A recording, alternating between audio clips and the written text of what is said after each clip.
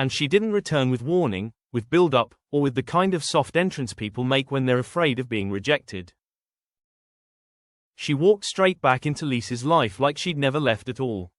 Like the years between, dead, and, standing in the doorway, were just a pause. The day had started with the kind of forced happiness that comes with milestones. Betsy's 18th birthday. A number that's meant to mean freedom, adulthood, clean beginnings.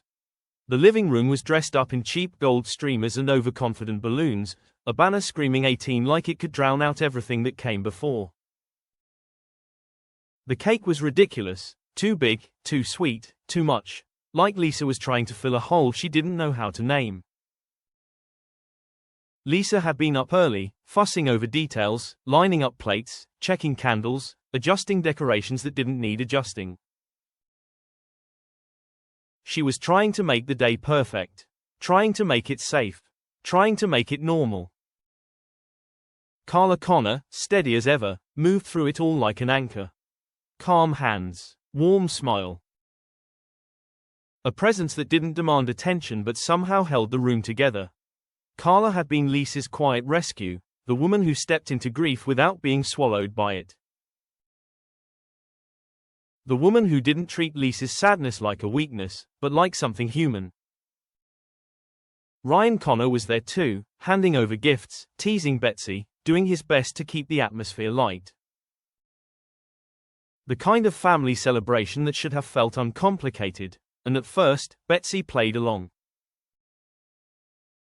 She came home after being out all night, half asleep, wrapped in a borrowed jacket, acting like she couldn't care less. She accepted the presents, smirked for the photos, rolled her eyes at the attention like a teenager performing indifference as an art form. But Lisa saw it, that tightness around Betsy's mouth, that flicker behind her eyes. Something unsettled, something sharp beneath the surface. Like she was carrying a secret she couldn't put down. Lisa tried to ignore it, told herself it was teenage moodiness, hormones, drama, the usual. Mothers lie to themselves all the time, not because they're blind, but because they're terrified of what they might see. Before long, Betsy insisted on meeting friends. Cold shoulder, quick goodbye, no patience. No warmth. Just distance, and Lisa let her go, because she'd learned how to give people space. She'd learned that the hard way, through years of living with absence. Through grief that had once sat in her house like an unwanted guest. Grief had a name. Becky. For years, Becky had been a ghost everyone believed in. The wife Lisa lost. The woman the town mourned. The person Lisa had buried in her mind again and again, trying to make the pain smaller each time. Lisa remembered the funeral they'd watched on television. The flowers, the sympathetic faces. The way people spoke softly, like softness could fix anything. She remembered the months after, the silence that followed her everywhere, the feeling that the world had been cut open and she was expected to keep living inside it. She rebuilt herself slowly, in small, stubborn acts. Learning how to exist without reaching for a hand that wasn't there. Learning how to stop listening for footsteps that would never return, and then Carla happened. Not as a replacement, not as a rebound, but as something real, something solid, something that didn't ask Lisa to forget Becky, only to keep breathing anyway. Their engagement had been quiet, private, beautiful in the way that real love often is. Two women promising each other steadiness, promising each other home. Betsy turning 18 was meant to be proof they'd survived. But that day wasn't clean, it had an undercurrent, a tremor beneath the laughter. Betsy wasn't just acting distant, she was hiding something. At the precinct, she left a message for Dylan Wilson, the boy she'd told her mum she'd spent the night with. Dylan, all trouble and petrol fumes and reckless choices. The kind of boy who looks like a mistake before he even speaks. Betsy's voicemail wasn't casual. It was an apology, a nervous one. And while she was leaving it, she noticed a car. Coming fast. Too fast. And in a split second, the entire world snapped sideways. Betsy screamed, not a controlled scream, not a dramatic one, but a raw, childlike sound of panic that ripped straight through the air. She called Lisa, voice shaking, breath breaking, barely able to form words. Lisa and Carla ran. They raced to the scene like instinct had taken over, like their bodies moved before their minds could catch up. Betsy was shaken but unharmed. But someone else wasn't. Tyrone Dobbs. Kind, familiar Tyrone, the man who always felt like he belonged in any room he entered, had been struck when the car swerved. A cruel twist of fate. A random sacrifice. The street became chaos. Shouting, running. People gathering like disaster was a magnet. Carla sprang into action, incandescent with urgency, calling for help, raising the alarm. And the ambulance lights arrived, washing the road in harsh blue flashes that made everything feel unreal. Viewers know what the characters don't. The car was driven by Dylan and Brody Michaelis. Thieves, liars, boys who didn't care who got hurt as long as they got away. Tyrone's fate was left hanging as the episode ended, suspended in that horrible space between accident and aftermath. But inside Lisa's house, the danger didn't end there. Because after the panic, after the fear, after Betsy was brought home and Lisa held her like she might disappear too, something else happened. Something quieter, something worse. Lisa and Betsy shared a heart-to-heart.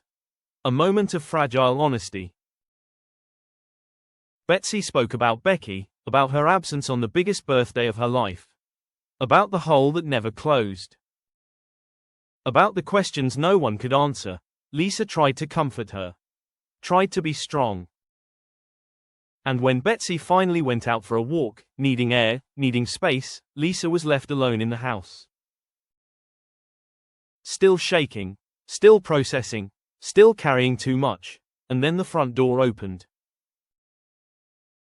No knock, no warning, no pause long enough for Lisa to brace herself. Becky Swain walked in. Alive, breathing, standing there like she belonged. Her hair was slightly wild, like travel had clung to her.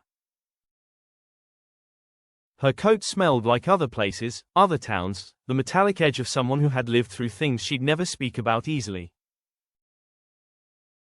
Her eyes scanned the room with sharp assessment, not lost, not confused, not hesitant. She looked like someone who had survived, and for a beat, the house went silent, the kind of silence that feels cinematic. Like the air itself is holding its breath. Lisa turned, and her face changed in real time, from exhaustion, to confusion, to something raw and impossible. Recognition, her mouth parted, the color draining and then rushing back like a wound reopening. Becky, the name came out small, fragile, like it didn't belong in the world anymore. Somewhere in the background, the remnants of the birthday party still sat there. Streamers drooping. Cake half eaten, decorations suddenly grotesque, like laughter left behind after tragedy. And Becky smiled. Not sweetly, not apologetically, it was a smile that carried a question and a dare at the same time. Then she spoke, calm as if she hadn't just shattered Lisa's entire reality. Hello. No sobbing, no collapse, no dramatic explanation. Just presence, just certainty, just Becky. And now, with Amy Cudden confirmed as the actress behind Becky, she's already begun teasing what kind of storm this character really is. In her first interview, she admitted the role wasn't straightforward. Her agent warned her Becky was complicated. Darker than she looked, a woman with layers that don't unfold gently. Cudden revealed she even had to perform a scene showing Becky's darker side, and later did a chemistry read with Ollie and Sydney, under full cameras, exploring the tension between Becky and the two people who matter most in her return. She also opened up about Becky's backstory, a childhood with little care, a need to leave home fast. A life built on independence, resilience, and toughness. Becky isn't soft. She isn't fragile. She's bright and capable, passionate to the point it sometimes burns her. And despite everything, she adores her wife and her child. They are, in her mind, the center of her world. But here's the twist that cuts deepest. Becky is still in love with Lisa, and Lisa has moved on. Carla is no longer just a partner. She's a fiancée, a future, a new life built carefully on the ruins of grief. And Becky knows it. Cudden has hinted Becky didn't return sooner because it wasn't safe. That danger kept her away. That she stayed distant not because she didn't care, but because she was protecting that central family unit in the only way she knew how. But now she's back, and her primary objective is clear. She wants her wife. She wants her daughter. And Carla is standing in the way of the life Becky believes still belongs to her. And the terrifying part is, Becky doesn't seem like someone who will walk away quietly. Because some people return to reclaim love, others return to destroy what replaced them. And Becky Swain feels like she might do both.